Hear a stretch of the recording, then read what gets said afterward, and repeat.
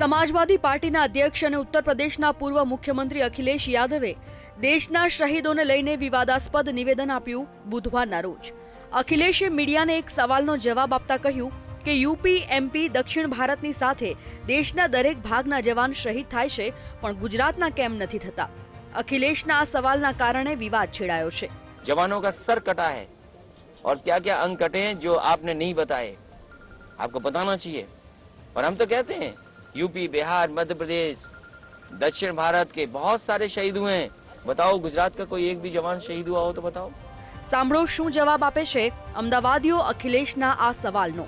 આ બધું ફ્રસ્ટ્રેશન છે એમની હારનું।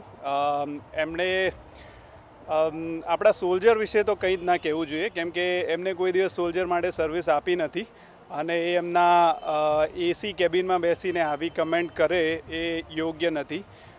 હું બી એક ફેમિલીમાંથી આવું છું જ્યાં સોલ્જર્સ હતા। એકચ્યુઅલી મારા ફાધરે ઇન્ડિયન એરફોર્સમાં સર્વિસ આપેલી છે અને મેં એમના મોઢેથી ઘણી વખત સાંભળેલું છે કે 4-5 વખત એવા ઇન્સિડન્ટ્સ થયા જ્યાં એ મોતની નજીકથી ગુજર્યા, ઓલમોસ્ટ ડેથ એક્સપિરિયન્સ હતો।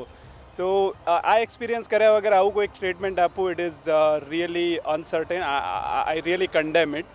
અખિલેશ યાદવ એકદમ ફ્રસ્ટ્રેટ થઈ ગયા છે, હારથી બોખલાટ છે, બીજું કંઈ જ નથી। એમને ગમે તેમ કરીને એમની પોતાની મીડિયામાં રહેવું છે।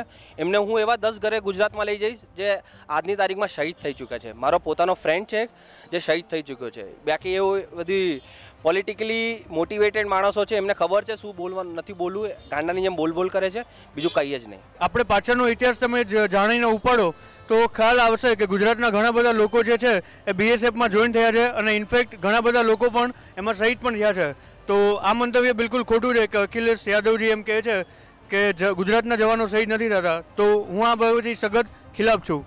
એને મેન્ટલી એ વિક્ષિપ્ત થઈ ગયો છે। એને હવે સરકારી ખર્ચે હવે પાગલખાનામાં સારવારની જરૂર છે અને સૌથી સારું પાગલખાનું ક્યાં છે? આગ્રામાં છે। એટલે આગ્રામાં એને મોકલી દેવાનો તાત્કાલિક। ગુજરાતના જવાનો ઇતિહાસ જોવો, એ ઝાલાથી માંડીને ઘણા બધા એવા છે જે શહીદ થયેલા છે।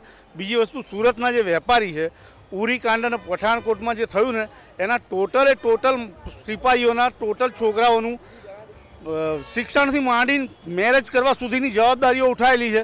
આ શું સેવા નથી? આ દેશભક્તિ નથી? એના માટે સ્પેશિયલી બોર્ડર ઉપર જવું જરૂરી છે?